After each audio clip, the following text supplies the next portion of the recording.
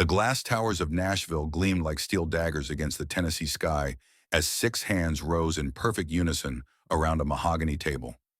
20 years of blood, sweat, and sacrifice gone in the space of a heartbeat. The vote was unanimous, the betrayal was complete, but sometimes the biggest losses lead to the greatest discoveries. Sometimes what breaks you wide open is exactly what you needed to finally breathe. In the dusty corners of forgotten America, where pickup trucks outnumber promises and a man's word still means something. Love doesn't arrive with fanfare or stock options. It comes wearing work boots and calloused hands, carrying the weight of war and loss, and the stubborn hope that tomorrow might be kinder than yesterday. It comes when you least expect it, to people who've given up on fairy tales and settled for survival. And sometimes, if you're brave enough to risk everything you thought you wanted, it changes the entire game. This is the story of a deal that was never about money. This is the story of a marriage that was never supposed to be real. This is the story of what happens when steel meets hard in the shadow of the American dream. The Tennessee sun beat down mercilessly on the cracked asphalt of Highway 41, shimmering like a mirage above the worn pavement. Victoria Sterling pressed her manicured fingers against her temple, staring at the steam rising from beneath the hood of her pristine white Tesla Model S. The irony wasn't lost on her, the CEO of a billion-dollar tech company, stranded in the middle of nowhere because she'd trusted German engineering over common sense. "Perfect," she muttered, her voice cutting through the humid air. "Just perfect." The sleek sedan had died without warning, leaving her stranded between Nashville and her childhood home in rural Tennessee. She'd been driving to visit her ailing mother, a duty call she'd been postponing for weeks. Now, karma had apparently decided to intervene. Victoria pulled out her phone, squinting at the screen. 1 bar of signal. No Uber within a 50-mile radius. The nearest Tesla service center might as well have been on Mars. In the distance, she spotted a weathered blue sign, Martinez Auto Repair, 2 miles. She sighed, grabbed her purse, and began walking down the dusty road in her $800 Louboutin heels. 20 minutes later, Victoria limped into Millbrook, Tennessee, population 847 according to the faded welcome sign. The town looked like a Norman Rockwell painting left too long in the sun, a main street lined with red brick buildings, American flags hanging limp in the still air, and pickup trucks parked at odd angles outside a diner called May's Place. Martinez Auto Repair sat at the end of Main Street like a tired old dog. The building had seen better decades, corrugated metal siding painted blue, with rust stains bleeding down like tears. A hand-painted sign hung crooked above the bay doors, and country music drifted from somewhere inside. Victoria pushed through the screen door, a bell announcing her arrival with a cheerful ding that seemed almost mocking. The garage smelled of motor oil, coffee, and something indefinably masculine that made her pause. "Be right with you," called a voice from beneath a raised pickup truck. Victoria stood awkwardly in the doorway, her designer suit feeling like a costume in this world of honest work and calloused hands. She watched work boots shuffle beneath the truck, heard the clink of metal tools, the grunt of physical effort. The boots emerged first, followed by long legs and oil-stained jeans, then a torso that had clearly seen its share of hard labor. Finally, Jake Martinez rolled out completely and stood, wiping his hands on a red shop rag. Victoria's breath caught. He was nothing like the polished executives in her world. Jake stood about 6'2", with broad shoulders and forearms corded with muscle from years of lifting engines and wrestling with stubborn bolts. His dark hair was slightly mussed, and a day's worth of stubble shadowed his jaw.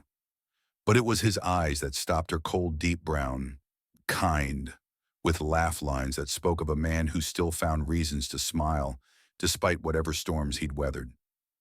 "Ma'am," Jake said, his voice carrying a slight southern drawl that sent an unexpected shiver down Victoria's spine. "What can I do for you?" Victoria cleared her throat, forcing herself back into CEO mode. "My car broke down about 2 miles up the highway. I need it towed and repaired." Jake nodded, already reaching for his keys. "What kind of car?"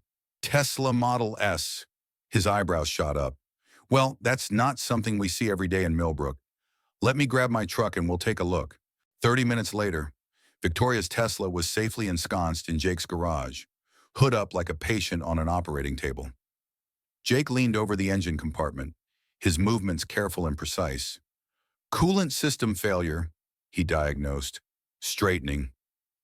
Looks like a pump went bad. I can fix it, but I'll need to order the part from Nashville. Probably take until tomorrow. Maybe the day after. Victoria's perfectly composed facade cracked slightly. Tomorrow I have meetings in Nashville this afternoon. Sorry, ma'am. Even if I had the part in stock, this isn't the kind of repair you rush. Tesla's got some quirky engineering. Victoria rubbed her temples again, feeling a headache building. She was supposed to be in Nashville for dinner with her mother, then back to board meetings that could determine the future of her company. Instead, she was trapped in Mayberry with a broken electric car. Is there a car rental place nearby? Jake's expression softened with what might have been sympathy. Closest one's in Nashville, but May's got a couple rooms above the diner if you need somewhere to stay. Food's good too. Victoria looked around the garage, taking in the organized chaos of tools. The calendar from 2018 still hanging on the wall. The coffee pot that had clearly seen better decades. This wasn't her world. These weren't her people. But as she watched Jake work, noting the care he took with her expensive car, the way he explained each step of the diagnosis without talking down to her, she felt something shift inside her chest, something she hadn't felt in years. Actually, she said slowly, maybe I could use the brake. Jake smiled then, and Victoria understood why the sun seemed brighter in places like this. The afternoon sun was beginning to slant through the garage windows when Victoria returned from checking into May's diner. She'd spent an hour in her tiny room above the restaurant, trying to figure out how to explain her absence to her assistant, her board of directors, and her mother. Instead, she found herself drawn back to the garage. Jake was still working on her car, but now he had company, a girl who couldn't have been more than 12, with dark pigtails and bright, curious eyes. She sat on a stool beside Jake, handing him tools with the practiced ease of someone who'd done this many times before. That's a 10mm wrench. Dad, the girl was saying. The blue one. Thanks, Em, Jake replied, accepting the tool without looking up. What do you think about this coolant pump, bad bearing or something else? Emma, it had to be. Emma studied the part with serious concentration. Bad bearing, she decided. See how it wobbles when you spin it, and there's metal shavings in the old coolant. Good eye, Jake said proudly. You'll make a fine mechanic someday. Or a mechanical engineer, Emma corrected. I want to design cars, not just fix them. Victoria felt like an intruder watching this moment of easy affection between father and daughter. It was so different from her own childhood cold, formal, measured by achievements rather than shared moments. Sorry, she said, stepping into the light. I didn't mean to interrupt. Emma turned, and Victoria was struck by how much the girl looked like her father. The same warm brown eyes, the same easy smile. You must be the Tesla lady, Emma said without shyness. Dad says your car's got computer problems. Computer problems? Victoria looked at Jake questioningly. He shrugged, not quite meeting her eyes. Em's 12. Easier to explain it that way. But Victoria caught something in his expression, a flicker of embarrassment, maybe, or protectiveness. She realized that Jake might be trying to shield his daughter from the reality of expensive repairs and the kinds of people who could afford $100,000 cars. I'm Victoria, she said, extending her hand to Emma with the same seriousness she'd use in a boardroom. Emma shook it solemnly. Emma Martinez. Are you really a CEO? Victoria blinked in surprise. How did you— Small town, Jake said by way of explanation. May mentioned you had some fancy business cards in your purse when you registered. I design software for companies, Victoria said, choosing her words carefully. What about you, Emma? What do you like to do? Emma's face lit up. I play violin and I sing, Mrs. Patterson says I might be good enough for the Nashville Youth Symphony, but, she trailed off, glancing at her father. But what? Victoria prompted gently. The audition fee is $500, Jake said quietly. Plus lessons. Travel to Nashville for rehearsals. It's just not in the budget right now. Victoria felt something twist in her chest. She spent more than $500 on shoes without thinking about it. This girl, this brilliant, talented girl, was being held back by money that would barely register as a rounding error in Victoria's world. I'd love to hear you play sometime, Victoria said. Emma beamed. Really, I'll get my violin. She scampered off toward the back of the garage, leaving Victoria alone with Jake. He'd gone back to working on the Tesla, but she could sense his tension. She's incredible, Victoria said. She's everything, Jake replied simply, and the raw honesty in his voice made Victoria's throat tight. Jake, she began, then stopped. She didn't know this man, had no right to pry, but something about him invited confidences. Emma returned with a battered violin case, and for the next 20 minutes, Victoria listened to music that seemed to transform the humble garage into Carnegie Hall.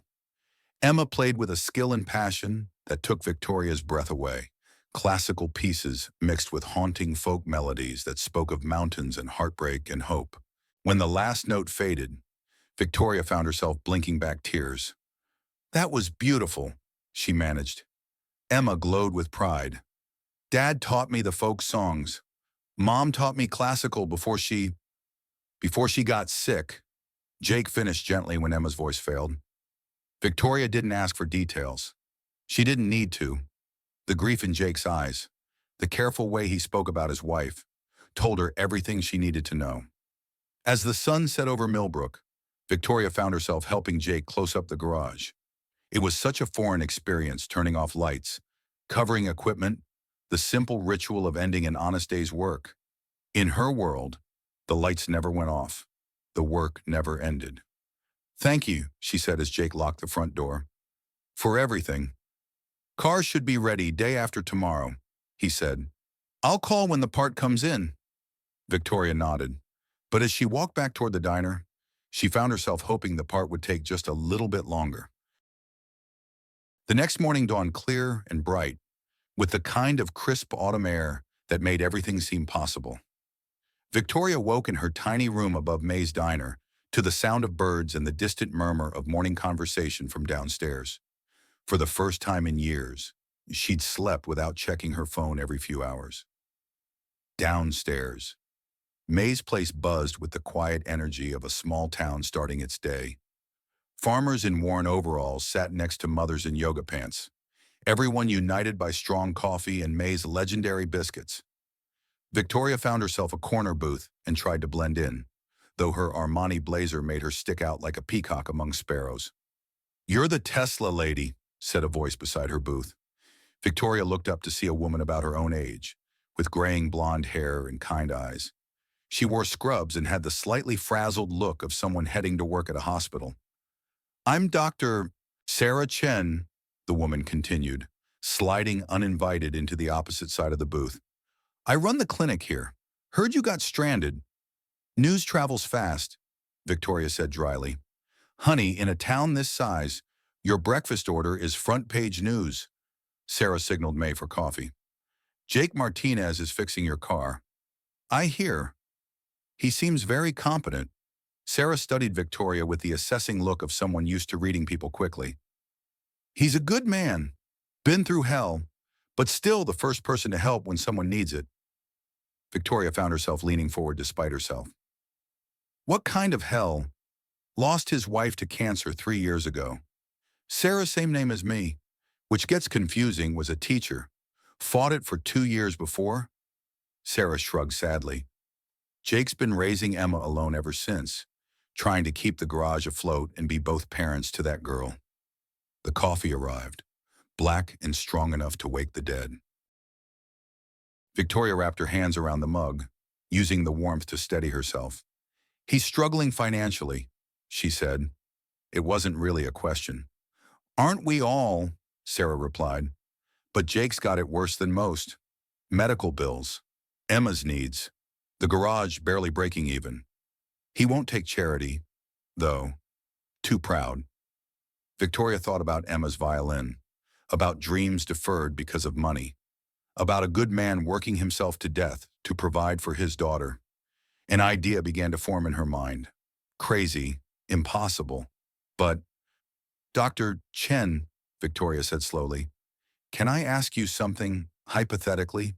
Shoot, if someone wanted to help Jake and Emma, but knew he wouldn't accept charity, what would you suggest? Sarah's eyes sharpened. Hypothetically, I'd say you'd need to find a way to make it seem like he was helping you instead. Victoria's phone buzzed with an incoming call. She glanced at the screen and felt her stomach drop. Richard Blackstone, chairman of her board of directors. Excuse me, she said to Sarah, stepping outside to take the call. Victoria. Richard's voice was clipped, professional, but she caught the underlying tension. Where the hell are you? The Crawford merger meeting is in 2 hours. I'm dealing with a family emergency. Victoria lied smoothly. I'll be back tomorrow. This can't wait. The board is getting nervous about the Henderson Industries scandal. We need to project stability, confidence. The Crawford deal could save our stock price. Victoria closed her eyes. The Henderson Industries scandal, her former competitor, had been exposed for massive fraud, and some of their clients were now circling Sterling Industries like vultures, looking for any sign of weakness. What are you saying, Richard? I'm saying the board wants to see changes, personal changes. You're brilliant, Victoria, but you're also cold, unmarried, no family. In today's market, people want to do business with someone they can relate to. The implications hit her like a physical blow. You want me to get married. I want you to appear stable, grounded, family-oriented, whatever that takes. And if I don't, Richard's pause spoke volumes. The board meeting is next Friday. 1 week from today. I suggest you figure something out by then. The line went dead, leaving Victoria staring at her phone in the morning sunshine of a small Tennessee town that suddenly felt like another world. She walked slowly back toward the garage, her mind racing. 1 week to find a husband, 1 week to save her company, 1 week to preserve everything she'd built over the past 20 years. Jake was working on her Tesla when she arrived, his movements methodical and sure. Emma sat nearby, reading a book about automotive engineering that was probably more advanced than anything Victoria had studied in college. Good morning, Jake said, looking up with that easy smile that seemed to light up the garage. Good morning, Victoria replied, then stopped. An idea was crystallizing, crazy and desperate, and absolutely perfect. Jake, she said carefully, can I ask you something? Sure. How would you like to make $100,000? Jake's wrench clattered to the concrete floor. Emma looked up from her book, eyes wide. Ma'am, Jake said slowly. Victoria took a deep breath. I need a husband, temporarily, for 1 week, and you need money for Emma's music education. The garage fell completely silent except for the tick of cooling metal and the distant sound of traffic on Highway 41. Jake straightened slowly, wiping his hands on his shop rag, his eyes never leaving Victoria's face. Are you serious? Completely. Lady, Jake said, shaking his head. I think the heat's gotten to you. But Victoria was already pulling a folder from her purse contracts, financial statements, proof that she was exactly who she claimed to be. She spread them on Jake's workbench like a poker player laying down a royal flush. Sterling Industries, she said simply. I'm the CEO, and I'm about to lose everything unless I can convince my board of directors that I'm stable, settled, and family-oriented. Jake stared at the papers, then at Victoria, then at Emma, who was watching the entire exchange with rapt attention. This is insane, he said finally. Yes, Victoria agreed. But it could work. 1 week. You pretend to be my husband at a few business events in Nashville. I pay you enough to secure Emma's musical future and save your garage. Everyone wins. Dad, Emma said quietly, Maybe you should listen to her. Jake looked at his daughter, and Victoria saw the exact moment when paternal love overcame practical skepticism. Emma's future, her music, her dreams, her chance to escape the limitations of Millbrook hung in the balance. What exactly would I have to do, he asked. Victoria felt a flutter of hope. Wear a ring, hold my hand, tell people we met at a car show, smile and nod during boring business dinners. That's it. And after the week is over, clean break. You go back to your life, I go back to mine. The money is yours regardless. Jake was quiet for a long moment, staring at the contract. Then he looked at Emma, who was practically vibrating with excitement at the possibility of auditions and symphony orchestras and a future bigger than their small town. All right, he said finally. I'll do it.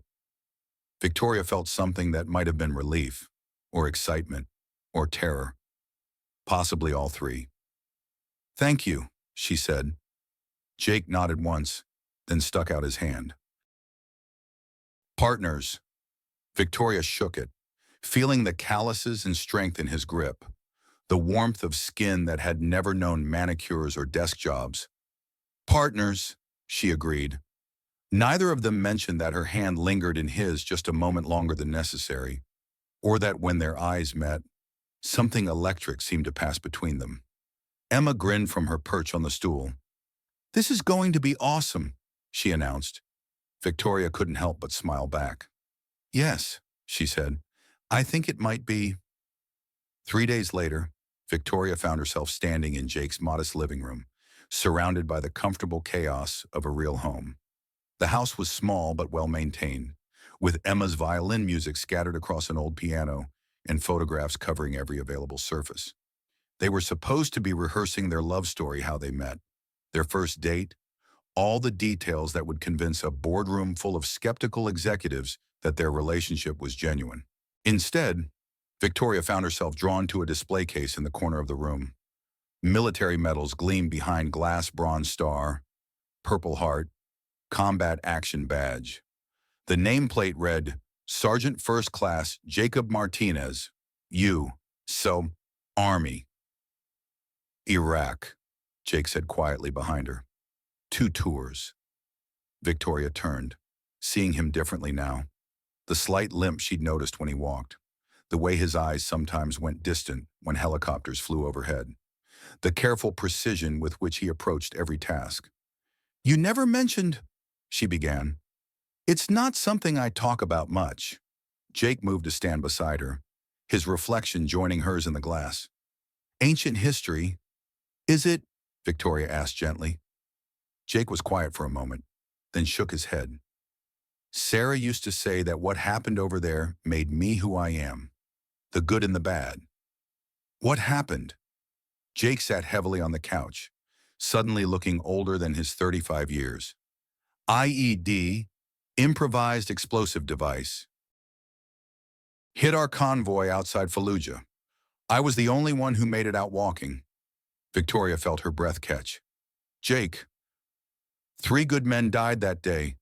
I came home with some shrapnel in my leg and a head full of ghosts. He looked up at her, his eyes raw with old pain. Some days I wonder why I was the one who got to come home, why I got to have Emma and Sarah in this life when they didn't. Victoria sat beside him on the couch, close enough to feel his warmth, but not quite touching. Maybe because you still had work to do here, people who needed you. Maybe. Jake's smile was sad but genuine. Sarah said the same thing, said I came home because Emma needed a father who understood that life is precious and short and not to be wasted. She sounds like a wise woman. She was. Jake pulled out his phone, showing Victoria a photo of a woman with Emma's eyes and Jake's smile, holding a baby Emma in her arms. Cancer took her when Emma was 9, fought it for 2 years, but he shrugged helplessly. Victoria studied the photo, seeing the love that radiated from every pixel. Emma must miss her terribly. Every day, but she's strong, like her mom. Sometimes I think Emma takes care of me more than I take care of her. As if summoned by their conversation, Emma burst through the front door, her violin case slung over her shoulder and her cheeks flushed with excitement. "Dad, Victoria," she called out. "Guess what, Mrs. Patterson says the Nashville Youth Symphony is having emergency auditions next week. Someone dropped out and they need a new violinist." Jake's face lit up with genuine joy for his daughter. That's wonderful." "But," Emma continued, deflating slightly, "the audition fee is still $500, and if I make it, the first semester fee is $2,000. Victoria watched Jake's expression shift from joy to careful calculation to resignation. $2,000 might as well have been $2 million for a small-town mechanic struggling to keep his business afloat. "We'll figure something out, sweetheart," Jake said, but Victoria could hear the hollow promise in his voice. Emma nodded bravely, but Victoria saw the disappointment she was trying to hide. This brilliant, talented girl was watching her dreams slip away because of money. "Actually," Victoria said, standing up with sudden decision, "this is perfect timing." Both Emma and Jake looked at her questioningly. "For our cover story," Victoria continued, her mind racing, "Jake and I met when I came to Nashville for a charity event supporting young musicians. I was so impressed by Emma's talent that I insisted on sponsoring her audition." "Victoria," Jake said quietly, warning in his voice, "we agreed. We agreed that you'd help me for a week. This just makes our story more believable." Victoria pulled out her phone. "I'm going to make some calls." "Emma, when are these auditions?" "Friday afternoon," Emma said, her eyes wide with hope and disbelief. "Perfect. That's the same day as my board meeting. We'll drive to Nashville together, you'll audition, and then we'll attend the meeting as a happy family." Jake stood up, his jaw tight. "Victoria, I can't let you. You're not letting me do anything." Victoria interrupted firmly. "This is a business arrangement. Emma's success reflects well on both of us. It makes our relationship look authentic." She could see Jake struggling between pride and love for his daughter. Emma looked back and forth between them, like she was watching a tennis match. "Please, Dad," Emma said softly. "I really want to try." Jake closed his eyes and Victoria saw the moment when his daughter's dreams won out over his stubborn independence. "All right," he said finally, "but this is a loan, not a gift. I'll pay you back." Victoria nodded solemnly. Though they both knew the chances of a small-town mechanic repaying a multimillionaire were slim. "Of course!" Emma let out a whoop of joy and threw her arms around both of them, creating an impromptu group hug that left Victoria feeling strangely emotional. As they broke apart, Victoria caught Jake's eye over Emma's head. "Thank you," he mouthed silently. Victoria nodded. But as she looked at this man, this veteran who'd sacrificed everything for his country and his family, who'd endured loss and hardship with quiet dignity, she realized something that made her stomach flutter with nerves. This wasn't just about the money anymore. Somewhere between the garage and the medals and Emma's music, Victoria Sterling had begun to care, really care, about this family, about their future, about the way Jake's eyes crinkled when he smiled at his daughter. And that was the most dangerous development of all. The next morning brought an unexpected complication. Victoria was in Jake's garage, supposedly helping him organize receipts for tax purposes, but mostly just enjoying watching him work, when Emma burst through the side door with her backpack bouncing behind her. "Dad, I forgot my—" Emma stopped short when she saw Victoria sitting at the desk in the corner, wearing jeans and a simple blouse instead of her usual business attire. "Oh, hi, Victoria." Jake looked up from under the hood of a pickup truck, his face showing a moment of panic. They hadn't discussed how to handle Emma's presence during their rehearsals. "Hey, sweetheart," Jake said carefully. "How was school? Boring," Emma replied, but her attention was fixed on Victoria. "What are you doing here? I thought your car was fixed." Victoria felt her carefully constructed world tilt slightly. She'd faced down hostile takeovers and billion-dollar negotiations. But explaining a fake relationship to a 12-year-old suddenly seemed impossibly complex. "Well," Victoria began, then stopped. "How do you lie to a child who looks at you with such open curiosity?" Victoria and I have been talking, Jake said, coming to her rescue. Getting to know each other better. Emma's eyes widened with understanding. Are you dating my dad? The question hung in the air like a live wire. Victoria looked at Jake, who looked back at her, both of them clearly out of their depth. It's complicated, Victoria said finally, which was perhaps the most honest thing she'd said in days. Emma grinned. That's what all the adults say when they like each other, but don't want to admit it. Victoria felt heat rise in her cheeks. Emma, it's okay, Emma said, dropping her backpack and climbing onto a stool next to the workbench. I like you. You're not like the other ladies who've tried to date Dad. Other ladies, Victoria asked, shooting a look at Jake. Jake had the grace to look embarrassed. It's a small town. People have opinions about single fathers. Mrs. Henderson brought us a casserole every week for 6 months, Emma said matter-of-factly. And Miss Taylor from the post office kept finding excuses to come by the garage. Dad was nice to them, but he never looked at them the way he looks at you. Emma, Jake warned, his face now a deep shade of red. But Emma was on a roll. He watches you when you're not looking, and he's been whistling while he works, which he only does when he's really happy. Plus, he's wearing his good jeans today instead of the ones with the hole in the knee. Victoria glanced at Jake's legs and realized Emma was right. These were definitely nicer jeans. See, Emma said triumphantly. I'm very observant. Mom always said I had good instincts about people. The mention of Jake's late wife created a moment of awkward silence. Victoria suddenly felt like an intruder in this family's sacred space. Emma, she said gently, I want you to know that I would never try to replace your mother. Emma studied her with serious brown eyes that seemed far too old for her 12-year-old face. I know, she said finally, but Mom would want Dad to be happy. She told me so, before she died. Jake made a sound that might have been a sob or a laugh. She did, Dad. She said that if something happened to her, she wanted you to find someone who would love us both. Someone who would take care of you the way you take care of everyone else. Victoria felt tears prick at her eyes. This conversation had veered far from their simple business arrangement into territory that felt dangerous and real and absolutely terrifying. Your mom sounds like she was an amazing woman, Victoria managed. She was, Emma said simply. Want to see her violin before Victoria could respond? Emma had jumped down from her stool and disappeared into the back room of the garage. She returned carrying a violin case that was clearly much older and more worn than the one Victoria had seen her with before. This was Mom's, Emma said, opening the case reverently. She played in the Nashville Symphony before she moved here to marry Dad.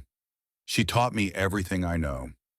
The violin was beautiful aged wood that glowed with the patina of years, mother-of-pearl inlays along the fingerboard. It was clearly a professional instrument, probably worth more than Jake's truck. She's beautiful, Victoria breathed. Dad won't let me play her very often, Emma said. He's afraid I'll damage her. But sometimes, when I miss Mom really bad, he lets me take her out and we play together. Victoria looked at Jake, who was standing frozen by the workbench, his face a mask of grief and love, and something that might have been fear. That sounds wonderful, Victoria said. Do you want to hear? Emma asked eagerly. I could play something Mom taught me. Victoria glanced at Jake, who nodded almost imperceptibly. For the next 10 minutes, the garage was transformed into a concert hall as Emma played a haunting melody that seemed to speak of love and loss and hope all at once. Victoria found herself crying openly, something she hadn't done in years. When the last note faded, Emma carefully placed the violin back in its case. That was Mom's favorite song, she said. She wrote it for Dad when they were dating. Victoria looked at Jake, seeing the raw emotion in his face, and suddenly understood that this wasn't just about money or business arrangements or solving her corporate problems. This was about a family, a real family, with real love and real loss and real hopes for the future. And somehow, impossibly, she was starting to feel like she might belong in it. Emma, she said quietly. Would you like to come with us to Nashville for your audition and other things? Emma's face lit up like Christmas morning, really like a family trip. Victoria's heart clenched at the word family. Really? Emma launched herself at Victoria in a hug that knocked the breath out of her. This is going to be the best week ever. As Victoria hugged the girl back, breathing in the scent of shampoo and childhood innocence, she caught Jake's eye over Emma's head. He was looking at her like she'd just handed him the moon, and Victoria realized, with a shock that went all the way to her bones, that she would do exactly that if it would keep that look in his eyes. The Millbrook Fall Festival was not on Victoria's agenda. She'd planned to spend Saturday reviewing financial reports in her hotel room, preparing for the crucial board meeting on Friday. Instead, she found herself standing in the town square at 8 in the morning, wearing borrowed jeans and a Millbrook High School t-shirt, staring at a chaos of booths, hay bales, and more flannel than she'd seen in her entire life. Every year, Jake explained, tying an apron around his waist. The garage sponsors a booth. Usually I just donate some money and Emma helps serve food. But this year you have a girlfriend to help. Emma finished with a grin that was becoming all too familiar. Victoria looked around at the organized mayhem. The whole town seemed to be involved, teenagers stringing lights between the oak trees, elderly women arranging elaborate displays of quilts and preserves, men in overalls setting up a stage where a bluegrass band was already tuning their instruments. What exactly am I supposed to do? Victoria asked, feeling completely out of her element. Just be yourself, Jake said, then paused. Actually, maybe don't be yourself. Be friendlier. More small town. Victoria shot him a look. I can be friendly. Can you? Emma asked innocently. Because yesterday you told Mrs. Henderson her casserole recipe could use some optimization for efficiency. It could, Victoria protested. She was using 3 separate mixing bowls when one would have sufficed. Jake and Emma exchanged a look that spoke volumes. Right, Jake said. Maybe just smile and nod a lot. An hour later, Victoria was questioning every life choice that had led her to this moment.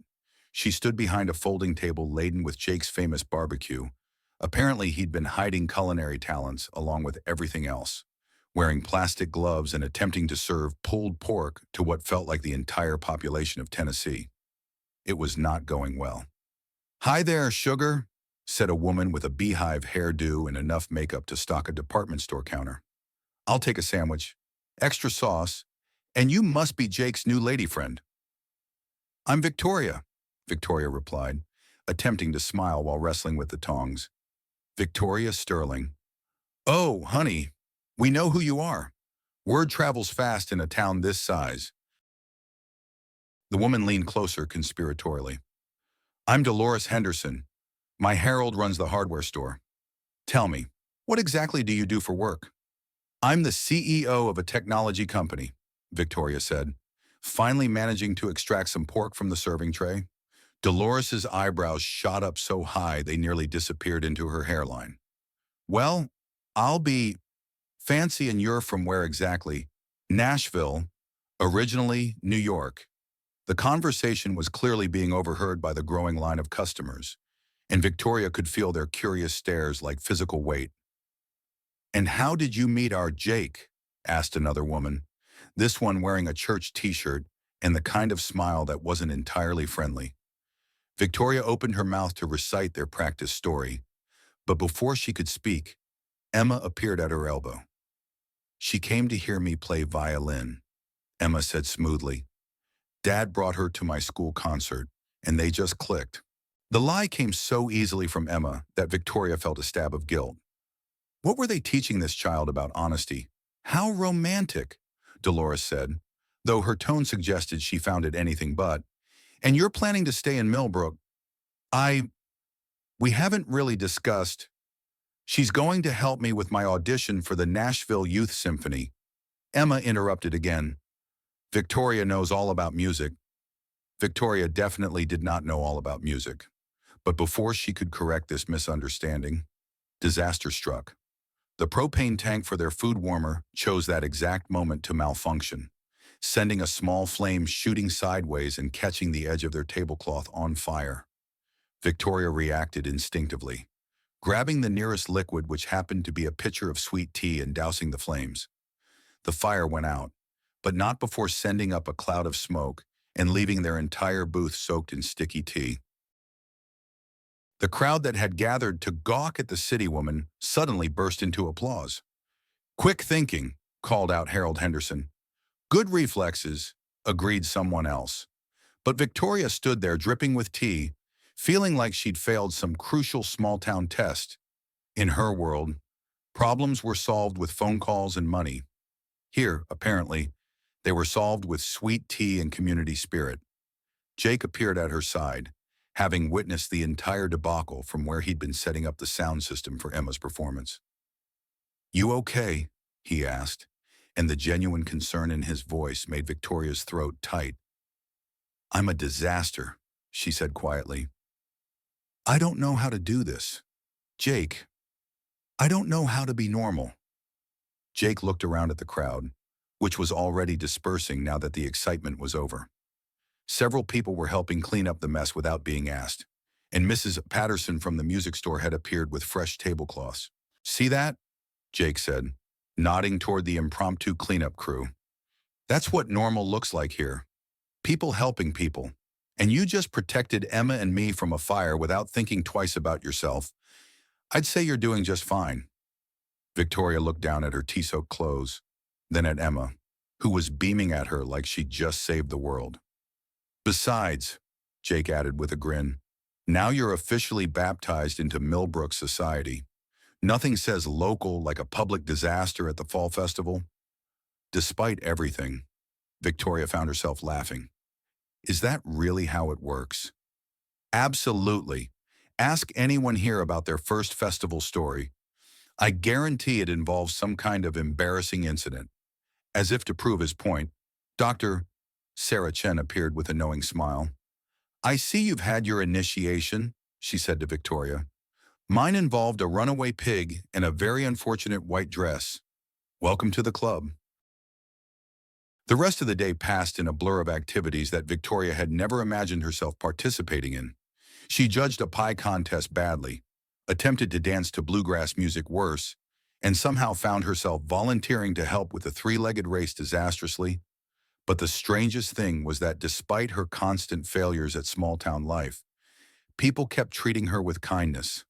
When she spilled apple cider on herself, Mrs. Henderson offered her a spare sweater.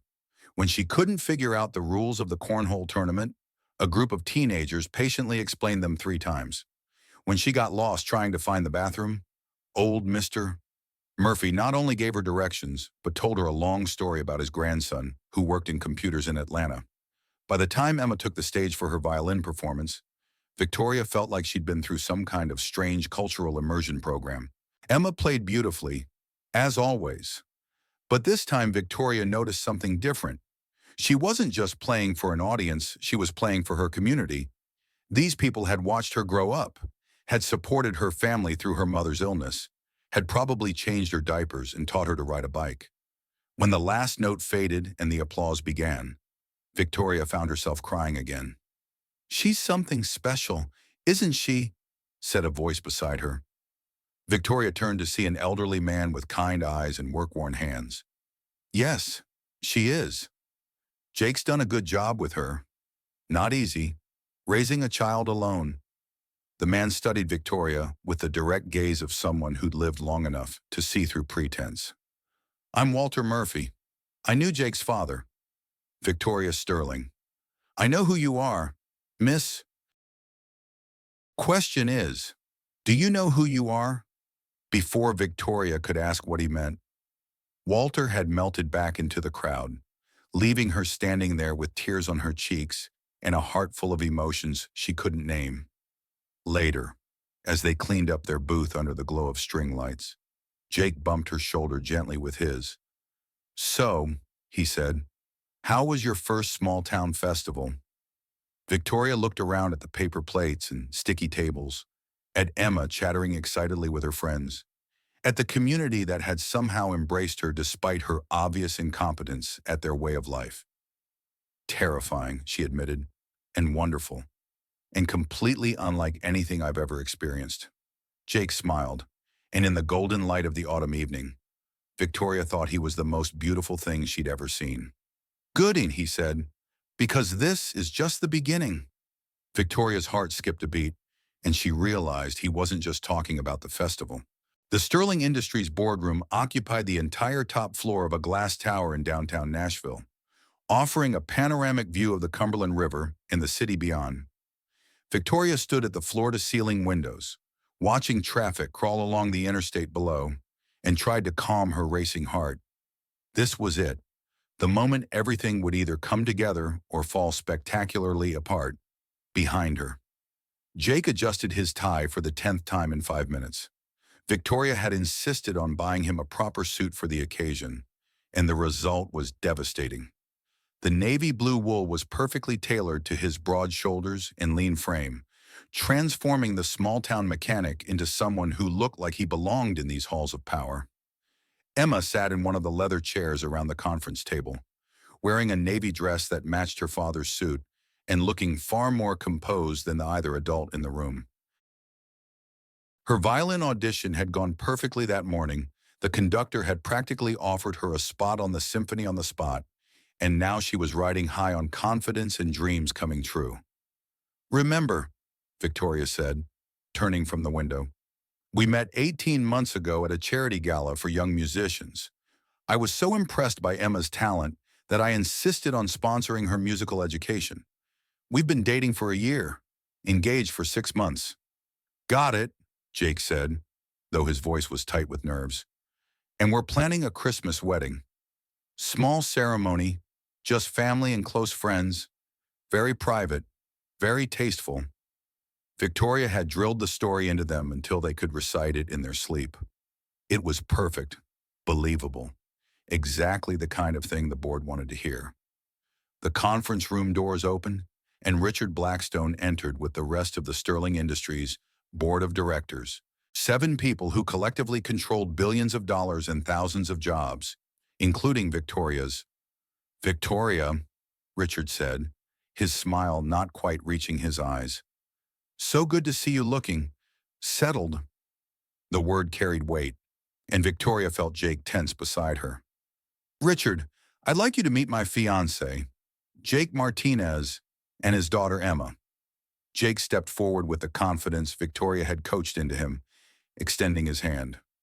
"Mr. Blackstone, Victoria's told me so much about you."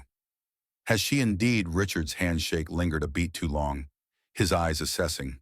"And what is it you do, Mr. Martinez?" "I own an automotive repair business in Millbrook, Martinez Auto Repair." One of the other board members, Patricia Wells, Victoria remembered, leaned forward with interest. How wonderfully authentic, a real working man. The condescension in her tone was subtle but unmistakable. Victoria felt her jaw clench. "Jake's business serves the entire county," she said smoothly. "He's built quite a reputation for quality and reliability." "I'm sure he has," Richard said. "And how exactly did you two meet?" This was the test. Victoria launched into their rehearsed story, watching the board members' faces for any sign of skepticism. Jake played his part perfectly, adding details about their first date and Emma's musical talents. Emma, bless her, was a natural actress.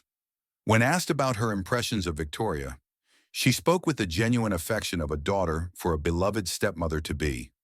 Everything was going exactly according to plan. Until Marcus Blackwood walked into the room, Victoria's blood turned to ice at the sight of her former business rival. Marcus owned Blackwood Technologies, Sterling Industries' biggest competitor, and he'd been trying to destroy her company for years. "Richard," Marcus said smoothly, "I hope I'm not interrupting anything important." "Marcus," Richard replied, and Victoria caught the slight wariness in his voice. "What brings you here?"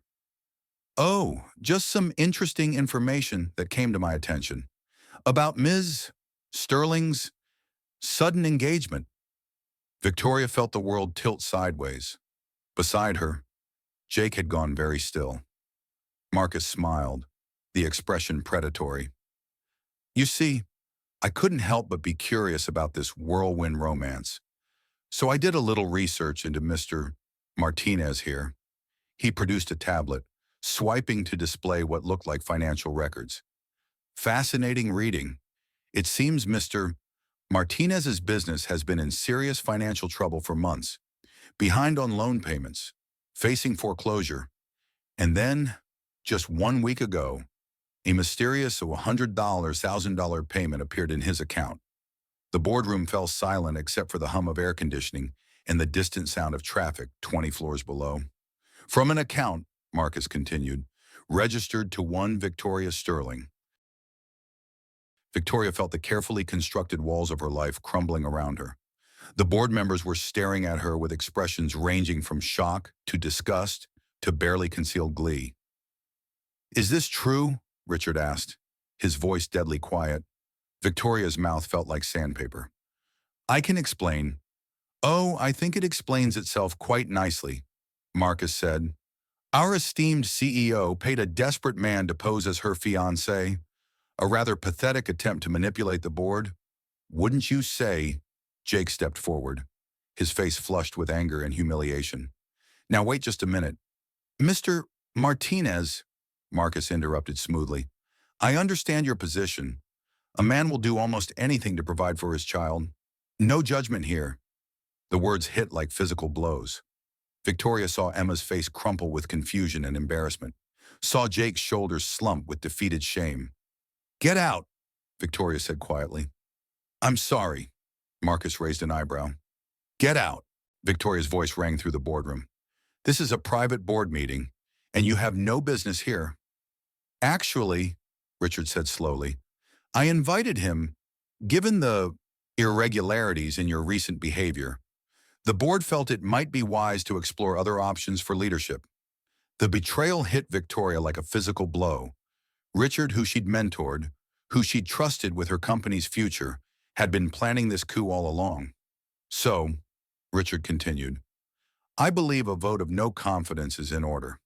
All in favor of removing Victoria Sterling as CEO of Sterling Industries. 6 hands rose around the table. Victoria stood there, watching 20 years of work disappear in an instant. Everything she'd built, everything she'd sacrificed for, gone because she dared to reach for something real. The motion carries, Richard said with satisfaction. Victoria, you have until Monday to clear out your office. Victoria nodded once, her spine straight despite the devastation. Fine, but I want it noted that this company will fail without me. And when it does, I hope the money Marcus paid you was worth it. She turned to leave, but Jake caught her arm. Victoria, he said quietly, I'm sorry. This is my fault. No, she said firmly, looking into his eyes, those warm brown eyes that had somehow become home to her. This is mine. I should have told you about Marcus, about the political games. I should have protected you and Emma. Emma appeared at Victoria's other side, tears streaming down her face. Does this mean we have to give the money back? Does this mean I can't be in the symphony? Victoria's heart broke all over again. She knelt down to Emma's level, taking the girl's hands in hers. Listen to me, she said fiercely. That money is yours. Every penny. Your mother would have wanted you to have every opportunity to pursue your dreams, and I'll be damned if I let these people take that away from you. But what about you? Emma whispered. What about us? Victoria looked at Jake, seeing her own heartbreak reflected in his face. I don't know, sweetheart. I just don't know. As they walked out of the Sterling Industries building for the last time, Victoria realized that losing her company was nothing compared to the possibility of losing the family she'd never expected to find. But sometimes, she thought as she watched Jake's shoulders bow under the weight of public humiliation, love wasn't enough to overcome the damage caused by deception. Even when that deception had been born of desperation and hope, 3 weeks passed like a slow-motion nightmare. Victoria had returned to her penthouse apartment in Nashville, surrounded by the trappings of success that now felt hollow and meaningless. The financial settlement from Sterling Industries would keep her comfortable for the rest of her life. But comfort was cold consolation for the loss of everything that had given her purpose. She'd tried calling Jake twice, but both times had hung up before the call connected. What could she say that she was sorry for destroying his reputation in front of the entire business community? That she missed Emma's laughter and his steady presence more than she'd ever missed anything in her life. The third time she dialed his number. Jake answered on the first ring. Victoria. His voice was carefully neutral, giving nothing away. Jake. She closed her eyes, gripping the phone like a lifeline. How are you? How's Emma? We're fine. Emma made first chair in the youth symphony. The conductor says she has real potential for a music scholarship. Victoria felt a bittersweet stab of pride and loss. That's wonderful. She deserves every opportunity. Yes, she does. A pause. Victoria, why are you calling? The question hung between them, loaded with hurt and hope and 3 weeks of unspoken words. I wanted to, Victoria began, then stopped. What did she want to apologize, to explain, to beg for another chance at something that had never been real to begin with? I miss you, she said finally, the simple truth escaping before she could stop it. Jake's intake of breath was audible across the connection. Victoria, I know I have no right to say that. I know I ruined everything. But I miss you both so much I can barely breathe. Silence stretched between them, punctuated only by the sound of her own heartbeat. Where are you? Jake asked finally. Nashville. My apartment. Stay there. The line went dead, leaving Victoria staring at her phone in confusion and desperate hope. 2 hours later, her doorbell rang. Victoria opened the door to find Jake standing in her hallway, still wearing his work clothes, his hair slightly mussed as if he'd driven straight from the garage. Behind him stood Emma, clutching her violin case and wearing an expression of determined resolve. We need to talk, Jake said. Victoria stepped aside, letting them into her minimalist apartment with its floor-to-ceiling windows and sterile modern furniture. Emma looked around with wide eyes, taking in the stark luxury that was so different from the warm chaos of their small-town home. Wow, Emma said. It's like a museum. Emma, Jake warned, but Victoria just smiled sadly. She's not wrong. It is like a museum. Beautiful, expensive, and completely lifeless. Jake stood in the center of her living room, his hands shoved deep in his pockets. I've been thinking about what happened in that boardroom. Victoria's stomach clenched. Jake, I'm so sorry. Let me finish. His voice was firm but not unkind. What happened was humiliating. For all of us.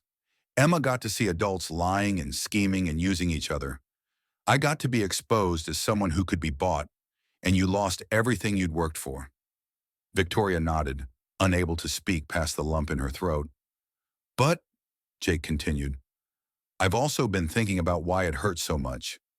Because you're a good man and you didn't deserve, because somewhere along the way, it stopped being fake. Victoria's breath caught. What? Jake took a step closer, his eyes intense and earnest. That first day in the garage, when you proposed this crazy scheme, I told myself it was just business, a way to secure Emma's future. But then I watched you try to fit into our world, saw you laugh at the festival and cry at Emma's music and care about people you barely knew. Emma bounced slightly on her toes. Tell her the rest. Dad. Jake shot his daughter a look. Emma thinks I've been miserable for 3 weeks because I'm in love with you. And are you? Victoria whispered. Yeah, Jake said simply. I am completely, stupidly, hopelessly in love with you. Victoria felt tears streaming down her face. Jake. But here's the thing, he continued. Emma and I, we've been talking about what we want, about what matters, about what family really means. Emma stepped forward, her young face serious and wise beyond her years. Victoria, do you love us? The question was so direct, so honest, that Victoria couldn't do anything but answer with the same honesty. "Yeah," she said, "more than I've ever loved anything in my life." "Then why are you here instead of with us?" Emma asked. Victoria looked between them, this man who'd shown her what real strength looked like. This girl who taught her what unconditional love felt like. "Because I don't know how to have a normal life," she admitted. "I don't know how to be a small-town girlfriend or a stepmother or anything other than a CEO. I don't know how to belong in your world." Jake closed the distance between them, taking her hands in his calloused ones. "Victoria, look at me." She raised her eyes to his. "You belonged the moment you walked into that garage. You belonged when you paid for Emma's audition without being asked. You belonged when you put out that fire with sweet tea and laughed about it afterward. You've been part of our family since the day we met. We just needed time to figure it out." "But I don't have a job, a purpose. I don't know who I am without Sterling Industries," Emma piped up from beside them. "You could start a new company, one that helps small towns get better technology. Dad says lots of businesses around Millbrook could use computer help." Victoria looked at Emma in amazement. "That's, actually not a bad idea." "Or," Jake said slowly, "you could just be Victoria.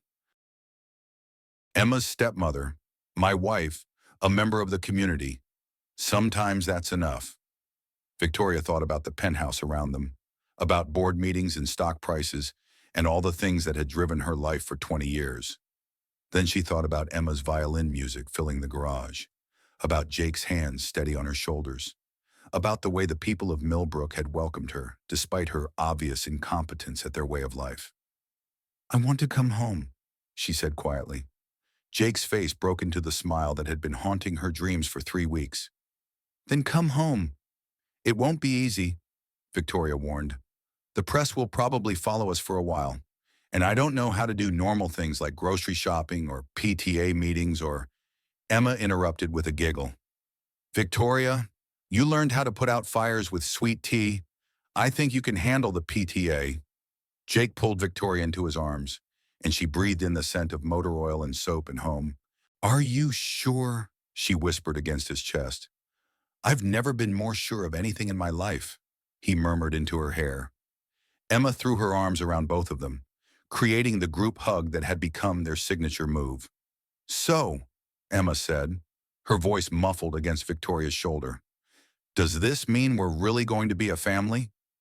Victoria looked down at this brilliant, brave girl who'd lost her mother too young, but had somehow kept her heart open to love. Then she looked at Jake, who'd survived war and loss and heartbreak, but still believed in second chances. "Yeah," she said, her voice thick with tears and joy and possibility. "We're really going to be a family." Jake tilted her chin up and kissed her, soft and sweet and full of promises. When they broke apart, Emma was grinning at them with the satisfaction of a matchmaker whose plan had finally come together. "Good," Emma said, "because I already told Mrs. Patterson we'd probably need the church for a wedding by Christmas." Victoria laughed, really laughed for the first time in weeks. "Christmas it is." As they stood there in her sterile apartment, planning a future none of them had dared to dream 3 weeks ago, Victoria realized that sometimes the best things in life came disguised as disasters. And sometimes, if you were very lucky, a fake marriage could become the realest thing you'd ever known. The wedding was everything Victoria had never known she wanted: small, warm, and absolutely perfect. They held the ceremony in the little white church at the end of Millbrook's main street, with Emma as the maid of honor and the entire town in attendance. Victoria wore her grandmother's dress, altered to fit but still carrying the weight of family history. Jake wore the same navy suit he'd worn to the disastrous board meeting, but this time his smile was genuine and his eyes were bright with joy instead of nerves. Emma played violin during the ceremony, a piece she'd composed herself called "Finding Home." There wasn't a dry eye in the church. Dr. Sarah Chen officiated, having gotten ordained online specifically for the occasion. In her short homily, she talked about how sometimes love found you in the most unexpected places, and how the best families were built not just on blood, but on choice and commitment and the daily decision to show up for each other. Jake's vows were simple and honest, promising to love Victoria through good days and bad, to support her dreams even when they scared him, and to never let her forget that she was exactly who she was meant to be. Victoria's vows made everyone cry, including herself. She promised to be the kind of partner Jake deserved, the kind of mother Emma needed, and the kind of community member Millbrook could be proud of. When they kissed to seal their marriage, the congregation erupted in cheers that could probably be heard in Nashville. The reception was held in May's Diner, which had been transformed with white lights and wildflowers. The whole town contributed food, and Emma performed with several other young musicians from the Nashville Youth Symphony. As the evening wore on and the celebration moved outside under the stars, Victoria found herself sitting on the church steps with Jake, watching Emma teach the other kids how to play simple melodies on her violin. "Any regrets?" Jake asked, his arm around her shoulders. Victoria thought about the question seriously. She'd given up a fortune, a position of power, and a life that most people would envy. In return, she'd gained a husband who loved her unconditionally, a daughter who filled her days with music and laughter, and a community that had embraced her completely. "Just one," she said. Jake's eyebrows rose in concern. "What's that?" "I regret that it took me 42 years to figure out what really matters." Jake kissed her temple. "Well, you figured it out eventually. That's what counts." Emma ran over to them, her cheeks flushed with excitement and her hair falling out of its careful wedding day style. "Mom, Dad," she called out, and Victoria's heart still skipped a beat every time Emma called her mom. "Mr. Murphy says there's going to be dancing, real dancing with a collar and everything." Victoria looked at Jake in mock horror. "Please tell me this doesn't involve more three-legged races." "Worse," Jake said with a grin.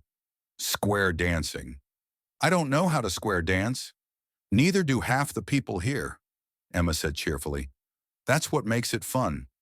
And so Victoria Sterling, now Victoria Martinez, found herself being led into a square dance by her new husband and daughter, surrounded by a community that had somehow become her family. She stepped on Jake's feet at least 6 times, got confused by the caller's instructions, and ended up in completely the wrong position for the final bow. It was perfect. Later, as they cleaned up from the reception, Victoria found herself alone in the garage for a moment. It looked different now they'd expanded it and added a small office where Victoria ran her new consulting business, helping small companies modernize their technology systems. Sterling Martinez Consulting wasn't a billion-dollar empire, but it was something better. It was meaningful work that helped real people solve real problems. Jake appeared in the doorway, having changed out of his suit into jeans and a t-shirt. "Finding everything okay, Mrs. Martinez?" he asked with a smile that still made her knees weak. "Just thinking," Victoria said, "about how strange life is. 6 months ago, I was a completely different person." "Were you," Jake asked, coming to stand beside her, "or were you just finally ready to become who you were meant to be?" Victoria leaned into his warmth, breathing in the familiar scent of home. "When did you become so wise?" "About the time I fell in love with a stubborn CEO who taught me that sometimes the best things come in the most unexpected packages." Emma's voice drifted from the house next door. They'd bought the place beside the garage and were slowly renovating it, practicing scales on her violin. She'd been accepted to a prestigious summer music program, and Victoria couldn't wait to drive her to Nashville every day for rehearsals. "Jake," Victoria said quietly. "Yeah, thank you." "For what?" "For seeing something in me worth fighting for. For not giving up when I made everything complicated. For letting me be part of your family." Jake turned her in his arms, his hands gentle on her face. "Victoria, you didn't join our family. You completed it." He kissed her then, soft and sweet and full of promise, while Emma's music drifted through the open windows and the lights of Millbrook twinkled beyond the garage doors. 6 months ago, Victoria Sterling had hired a struggling mechanic for a 1-week fake marriage. Instead, she'd found something infinitely more valuable. She'd found her way home. And as Jake deepened the kiss, and Emma's violin soared into a joyful melody that seemed to celebrate all the possibilities of tomorrow. Victoria knew that sometimes the best business deals were the ones that had nothing to do with business at all. Sometimes they were about love. In the end, Victoria and Jake's story became legendary in Millbrook, the tale of the fancy city woman who came for car repairs and stayed for love. Emma grew up to become a renowned violinist, but she never forgot the small town that nurtured her dreams, or the stepmother who taught her that family isn't always about blood. Sometimes it's about choice. And every year at the Fall Festival, when they told the story of Victoria's baptism by Sweet Tea and Fire, the whole town would laugh and remember that sometimes the most beautiful things grow from the most unlikely soil. Sometimes love finds you when you're not looking for it, in a place you never expected, with people who see you not for what you've accomplished, but for who you really are. Sometimes that's the only kind of love worth having. In the end, she lost everything she thought she wanted and found everything she never knew she needed. The corporate empire crumbled. The stock options disappeared. The glass towers became someone else's kingdom. But in a small garage in Tennessee, surrounded by the scent of motor oil and the sound of a 12-year-old's violin, she discovered what wealth really meant. It wasn't measured in quarterly reports or board approvals. It was measured in morning coffee shared over a workbench, in the trust of a child who called you mom, in the steady hands of a man who'd seen war and loss, but still believed in second chances. Some people spend their entire lives climbing ladders that lean against the wrong walls. Others are lucky enough to have their carefully constructed worlds fall apart just when they need to rebuild them into something real. The deal that brought them together was supposed to last 1 week. The love they discovered has already lasted a lifetime. And counting. Maybe that's the secret the rest of us are still learning, that the most valuable things in life can't be bought, sold, or negotiated. They can only be chosen, day after day, in the quiet moments when nobody's watching. What would you be willing to lose to find what you didn't know you were looking for?